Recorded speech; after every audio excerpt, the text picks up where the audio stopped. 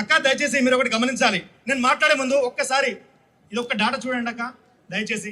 ఎందుకు ఇస్తున్నా అంటే నిన్న నల్గొండలో మన గౌరవ ముఖ్యమంత్రి గారు ఒక మాట అన్నారు, నేను 70,000 ఉద్యోగాలు ఇచ్చానని చెప్పేసి. అందులో చాలా అర్థాలు ఉన్నాయి మిత్రులారా, గమనించండి.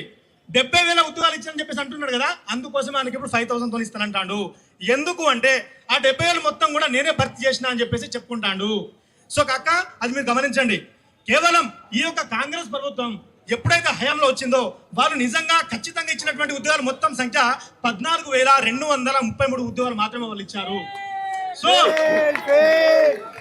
మిగతా 55,000 ఉద్యోగాలు గత ప్రభుత్వంలో భర్తీ జరిగి జస్ట్ నియామక పత్రాలు అందించి అవి వాళ్ళ ఖాతాలు వేసుకున్నారు. కాబట్టి మన గౌరవ ముఖ్యమంత్రి గారు హై స్పెక్యులేషన్ లో ఉండి అవి మొత్తం నేనే భర్తీ చేసిన కాబట్టి ఇప్పుడు 5,000 ఇస్తాను చెప్పేసి మనని ఒక ఎరడాగా వాడుకుంటాను. కాబట్టి మిత్రులారా గమనించాలి.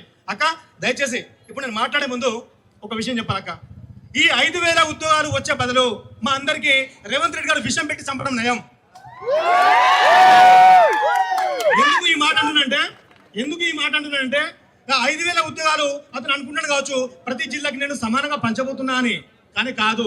హైదరాబాద్ లో ఆల్రెడీ 3 కమిషనర్లు ఉంటే అది కాక సరిపోదని చెప్పేసి ఇంకా ఇక్కడ ఎక్కువ ఉద్యోగాలు కావాలని చెప్పేసి ఫ్యూచర్ సిటీ కమిషన్ అని చెప్పేసి మళ్ళీ కూడా వచ్చిందక్క. కానీ మాకు ఇక్కడ అవకాశం ఉందా? మాకు అవకాశాలు లేవు. మేము తెలంగాణ రాష్ట్రాన్ని ఎందుకు కొట్లాడి సాధించుకున్నామంటే మన ఉద్యోగాలు మనకు కావాలని చెప్పేసి మనం కొట్లాడి సాధించుకున్నాం కదక్క. కానీ మన రాష్ట్రంలో మన రాజధానిలో తెలంగాణ బిడ్డ ఇక్కడ నాలుగులు అయిపోతాడక్క. సో కాబట్టి ఇక్కడ 5,000తో కనుక నోటిఫికేషన్ వస్తే అందులో దాదాపు 3,000 ఉద్యోగాలు హైదరాబాద్ లోనే లాక్ అయిపోతాయి. మరి తెలంగాణ గ్రామీణ ప్రాంతం చెందిన బిడ్డ యొక్క పరిస్థితి కాదని చెప్పేసి నేను అడుగుతా ఉన్నా. మరి ఈరోజు రేవంత్ రెడ్డి గారు ఒక మాట అన్నాడు, నేను పీఠం ఇక్కడ నేను దక్కించుకున్నా అంటే నేను అధికారం ఉన్నా అంటే ఇక్కడ తెలంగాణ నిరుద్యోగుల యొక్క వాళ్ళ యొక్క కృషి వల్ల నేను గెలిచిన అన్నాడు.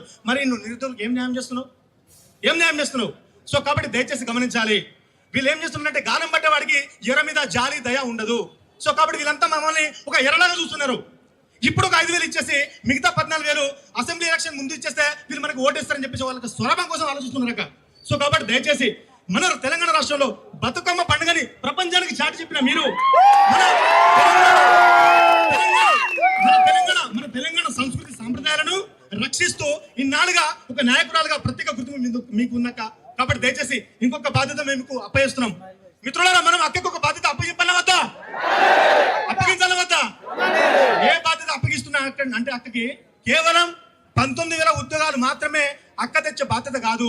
ఆ ఉద్యోగాల వెనకాల కొన్ని వేల మంది ప్రాణాలు రక్షించిన యొక్క బాధ్యత కూడా అక్క తీసుకుంటుంది. కాబట్టి ఎందుకంటే 5,000 ఉద్యోగాలు వస్తే మాత్రం ఖచ్చితంగా ఆత్మహత్యలు మాత్రం మన తెలంగాణ మళ్ళీ స్టార్ట్ అయితే దయచేసి ఈ మాటకు మా ఆవేదన మీరు అర్థం చేసుకోవాలి.